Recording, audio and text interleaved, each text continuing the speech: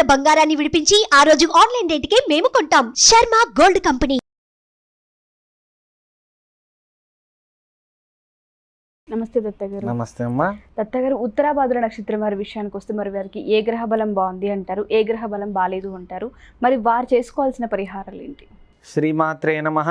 సర్వమంగళ మాంగళ్యే శివే సర్వార్థ సాధికే శరణ్యే త్ర్యంబకే దేవి నారాయణి నమోస్తు. అందరికీ నమస్కారం.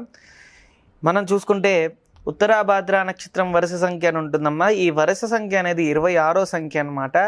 అయితే ఉత్తరాభాద్ర నక్షత్రానికి మహర్దశ వచ్చేసరికి అధిపతి వచ్చేసరికి శని అనమాట.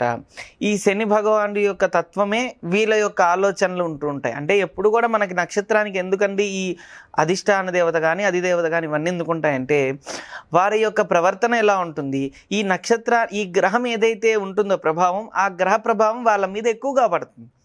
కాబట్టి ఏంటి లక్షణాలు అంటే ఉత్తరాభాద్ర నక్షత్ర యొక్క ప్రభావం ఎలా ఉంటుంది వీళ్ళ మీద అంటే ఎక్కువ శాతం మొండిగా ఉండటం, ఏ పని చేయాలన్నా కాన్సన్ట్రేషన్ పెట్టకుండా ఉండటం, ఏదో ఒక చిన్న చిన్న విషయాల్లోనే బాగా ఇబ్బంది పడుతూ ఉండటం, ఏదైనా సరే చాలా తీక్ష్ణంగా ఆలోచిస్తూ ఉండటం, అలాంటివి జరుగుతూ ఉంటాయి అన్నమాట. అదేవిధంగా నిదానం, ఎక్కువగా శని సంచారం నిదానంగా జరుగుతుంది కాబట్టి ఏదైనా సరే మనం ఏదో ఆవేశపడిపోతాం. వీళ్ళు ఏ ఆవేశం అనేది ఉండదు. చిన్నగా ఏం కావాలి నీకు, ఏంటి నీ పరిస్థితి అంటే అన్నీ ఆలోచించి ఆచితూచి అడిగేస్తారు అనేది వీళ్ళ యొక్క స్వభావం ఉంటుందన్నమాట. అదేవిధంగా వీరి యొక్క తత్వం గుణం మనం చూసుకుంటే కనుక వీరి యొక్క గణం వచ్చేసరికి మానవ గణం. ఎప్పుడూ పక్కవాడికి సహాయం చేయాలి, వాడితో కలిసి ఉండాలి, వారి యొక్క తత్వం అలా ఉంటుంది. అదేవిధంగా వారి యొక్క రాశి మీనరాశి వస్తుంది. ఉత్తరాభాద్ర నక్షత్రానికి మీనరాశి కాబట్టి మీనరాశికి అధిపతి గురు. ఎవరి జోలు వెళ్ళాలనుకోరు, ఆధ్యాత్మికంగా ఎక్కువగా ఆలోచన ఉంటుంది. వీళ్ళ పని వీళ్ళు చేసేసుకోవాలని ఆలోచిస్తారు కానీ పక్కవాడి మీద ఎప్పుడూ కూడా ఖచ్చితంగా ఎవరిని అనాలి అనేసేయాలనేది ఉండదు. అయితే వీరి యొక్క గుణం చూసుకుంటే తమో గుణం. గణం ఇందాక మనం చెప్పింది ఇది గుణం. గణం మానవ గణం అయినా సరే గుణం తమో గుణం. అంటే ఎంతో కోపంగా ఉండటం, ఉద్రేకం ఎంతున్నా లోపల ఉంచుకోవడం, బయటకు అందం ముందు కనపడదు. సహజంగా వీరి కోపం ఉందా అని కొంతమంది అనుకుంటుంటాం. అలాంటి వాళ్ళకు కూడా కోపం లోపల ఎక్కువ ఉంటుంది. తమో గుణానికి సంబంధించిన వ్యక్తి అని కూడా అర్థమవుతుంది.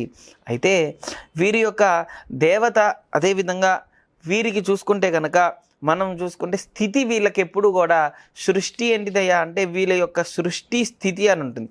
అంటే స్థితి అనేది వీళ్ళకి స్థితే. అంటే ఎప్పుడు ఏదైనా సరే స్థితి అలా కలిగే ఉంటుందన్నమాట. ఒక మాట మీద ఉన్నారు అంటే ఇంకా దాని మీద కమిట్ అయిపోయి ఉంటారు, దాని స్థితి అంటారు. కాబట్టి అలా కలిగి ఉంటుంది. అదేవిధంగా వీళ్ళ యొక్క ఆలోచన, వీళ్ళ మహర్దశలు అంతర్దశలు అన్నీ పరిశీలిస్తే ఏ గ్రహం నీచంగా ఉందో దాన్ని బట్టి దాని ప్రభావం ఎక్కువ ఉంటుందన్నమాట. అదేవిధంగా స్థిర స్వభావం కలిగి ఉంటుంది. ఏదైనా సరే అలా పడి ఉండరు, అంతే. ఏది చేయాలన్నా అన్నిట్లో కూడా వాళ్ళ యొక్క స్వభావం అలా ఉంటుందన్నమాట. అదేవిధంగా మనం చూసుకుంటే ఉత్తరాభాద్ర నక్షత్రానికి రవి నీచంగా ఉంటే ఎక్కువ శాతం రవి కనుక నీచంగా ఉంటే తండ్రి నుంచి సపోర్ట్ లేకపోవడం, తండ్రితో గొడవలు అవుతూ ఉండటం, రాజకీయాల్లో భారాన్ని లేకపోవడం, ఇబ్బంది పడుతూ ఉండటం జరుగుతుంది. అసలు వాస్తవంగా ఏంటంటే రవికి శనికి పడదు కాబట్టి అంటే నక్షత్రాల్లో ఉన్న శనికి ఈ రవికి నీచంగా ఉంటే, ఏదైనా 12వ స్థానాలు నీచంగా ఉంటే ఎఫెక్ట్ అనేది అధికంగా ఉంటుంది. కాబట్టి రవి మంచి స్థితిలో ఉంటే కనుక తండ్రి నుంచి సపోర్ట్ బాగుండటం, ప్రేమ ఆప్యాయత ఎక్కువ ఉండటం, అన్నిట్లో కూడా యోగదాయకంగా ఉండటం, అన్నిట్లో కూడా విజయం సాధించటం జరుగుతుందన్నమాట. అదేవిధంగా రాజకీయంగా కూడా మంచి స్థితి కలగడం, మంచి ప్రావీణ్యత రావడం జరుగుతుంది.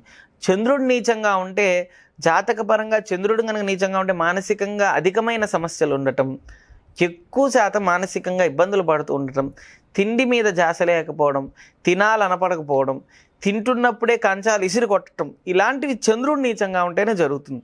అంటే ఎదుటి వ్యక్తిలో ప్రేమలో లోపం ఉండటం కూడా చంద్రుడు నీచంగా ఉండటమే జరుగుతుంది. చంద్రుడు కానీ రవి కానీ మంచి స్థితిలో రావడానికి, రవి మంచి స్థితిలో రావడానికి ఏం చేయాలంటే రవి కవచం చదువుకోవాలి.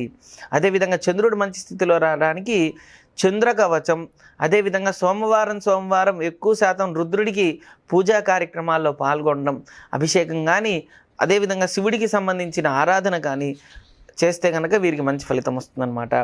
కుజుడు నీచంగా ఉంటే రుణబాధ ఎక్కువ ఉండటం, రుణ సంబంధమైన విషయంలోనే ఇరుక్కుంటూ ఉండటం, అంటే ఇతనికి సంబంధం లేని విషయంలో కూడా వెళ్ళి మధ్యవర్తులుగా ఉండటం వల్ల ఇబ్బందులు పడుతూ ఉండటం, అదేవిధంగా ప్రతి దానిలో కూడా ఆటంకాలు కలుగుతుండటం జరుగుతుందన్నమాట. అంటే రుణం, భూమి సంబంధించింది డెవలప్మెంట్ అవ్వకపోవడం, భూమిలో కలిసి రాకపోవడం, భూమి సంబంధించిన దానిలోనే ఇబ్బందులు పడుతూ ఉండటం జరుగుతుంది కుజుడు నీచంగా ఉంటే. కుజుడు వీరి జాతకపరంగా వాస్తవంగా నక్షత్రానికి మనం చూసుకుంటే రాశికి పడదన్నమాట. నక్షత్రానికి అధిపతి శని, కుజుడికి పడదు, కాబట్టి ఎఫెక్ట్ కొద్దిగా ఎక్కువ ఉంటుంది. మంచి స్థితిలో ఉందనుకోండి కుజుడు కనుక రివర్స్లో జరుగుతాయి. చిన్న పెట్టుబడి పెట్టుకున్న మంచి స్థితిలోకి వెళ్ళిపోవడం, మంచి డెవలప్మెంట్ ఉండటం, కుజుడు పరంగా మంచి స్థితి కలుగుతుంది కాబట్టి ధనపరంగా అన్నిట్లో కూడా లాభాలు ఉంటాయన్నమాట. కుజుడు బాగుండటానికి ప్రతినిత్యము సుబ్రహ్మణ్యేశ్వర స్వామి ఆరాధన చేయడం అన్నిట్లో కూడా మంచి యోగదాయకంగా ఉంటుంది. అన్నిట్లో కూడా బాగా అన్నిట్లో విశేషంగా కలిసి వస్తుందన్నమాట. సుబ్రహ్మణ్య స్వామి ఆరాధన చేయాలి. బుధుడు బాగాలేకపోతే చేసే జాబ్లో కానీ చేసే ఏదైనా సరే ఆటంకాలు కలుగుతుంటాయి. అలాంటివి కలగకుండా ఎక్కువ శాతం బుధ కవచం చదువుకోవడం మంచి ఫలితాన్ని ఇస్తుంది. విష్ణు సహస్రనామం చదువుకోవడం, అదేవిధంగా మనం చూసుకుంటే లక్ష్మీ నృసింహస్వామి ఆరాధన చేస్తే కనుక వీరికి విశేషమైన ఫలితం అనేది వస్తుంది. బుధుడు నీచంగా ఉంటే. గురు నీచంగా ఉంటే ఏం జరుగుతుందంటే, మీనరాశి కదమ్మా, మీనరాశికి అధిపతి గురు కాబట్టి గురు నీచంగా ఉన్నాడనుకో ప్రతి దానిలో ఆటంకాలు కలుగుతూ ఉండటం, చదువే 10 సార్లు స్కూల్ కానీ కాలేజీలు కానీ మారుతూ ఉండటం, చదువు తక్కువ కాలేజీలు ఎక్కువ. కాబట్టి ఇలాంటి ప్రాబ్లం లేకుండా గురు కవచం చదువుకోవడం వల్ల మంచి ఫలితం వస్తుంది. దత్త కవచం, దత్తాత్రేయ స్వామి స్తోత్రం, దత్త ఆరాధన చేస్తే వీరికి ఖచ్చితంగా కలిసి వస్తుంది. అదేవిధంగా శుక్రుడు జాతకంలో నీచంగా ఉంటే ఎక్కువ శాతం మీనరాశికి అధిపతి గురు కాబట్టి గురువుకి శుక్రుడికి పడదు కాబట్టి పెళ్ళైన దగ్గర నుంచి చిన్న సమస్యలు, ఇగో ప్రాబ్లమ్స్ ఎక్కువ ఉండే అవకాశం ఉంటుంది. భార్యాభర్తల మధ్య ప్రేమాసఖ్యత లోపమయ్యే అవకాశం ఉంటుందన్నమాట. కాబట్టి ఇదే విధంగా వీళ్ళు పడే బాధ ఏంటంటే, సహజంగా వీళ్ళ యొక్క తత్వం ఇలా ఉన్నప్పటికీ కూడా, అంటే వీళ్ళకి ఇందాక నుంచి ఇన్ని మంచి తత్వాలు ఉన్నప్పటికీ వివాహమైన తర్వాత ఏమవుతుందంటే, ఒక భార్య అయినా అంటే భర్తది వచ్చేసరికి పూర్వభాద్ర కానీ ఉత్తరాభాద్ర నక్షత్రం మనం చెప్పుకుంటుంది. ఉత్తరాభాద్ర నక్షత్రం అనుకోమ్మా, ఈ వ్యక్తి ఇలాంటోడు ఇలా గొడవ చేస్తూ ఉంటాడు, ఇలాంటోడు ఇలాంటి అని భార్య చెప్పినా, లేదంటే భర్త కూడా ఇలాంటి ఆవిడ వచ్చింది ఇలాంటి అని చెప్పినా జనాలు నమ్మరు. మనతో బాగున్నాడు నీతెందుకు బాగాలేదంటే నీదే తప్పు అంటారు. కానీ ఇతని యొక్క స్వభావం అలాంటి తత్వం. అంటే శుక్రుడు నీచంగా ఉంటాయి. శుక్రుడు మంచి స్థితిలో ఉంటే ఇద్దరు ప్రేమ పెరుగుతుంది, ఆప్యాయంగా అన్నింటిలో కూడా బాగుంటుంది.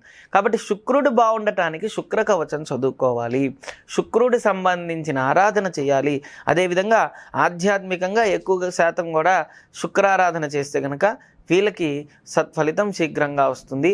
శని అదేవిధంగా రాహుకేతువులు నీచంగా ఉంటే ప్రతి దానిలో స్థిరత్వం లేకపోవడం, శని పరంగా ఏమో ప్రాణభయం ఉండటం, చేసే పనిలో శత్రువులు ఎక్కువ ఉండటం, ఇవన్నీ కలుగుతుంటాయి. కాబట్టి ఇవన్నీ నివృత్తికి ఒకటే. శని నీచంగా ఉంటే శని కవచం చదువుకోవాలి.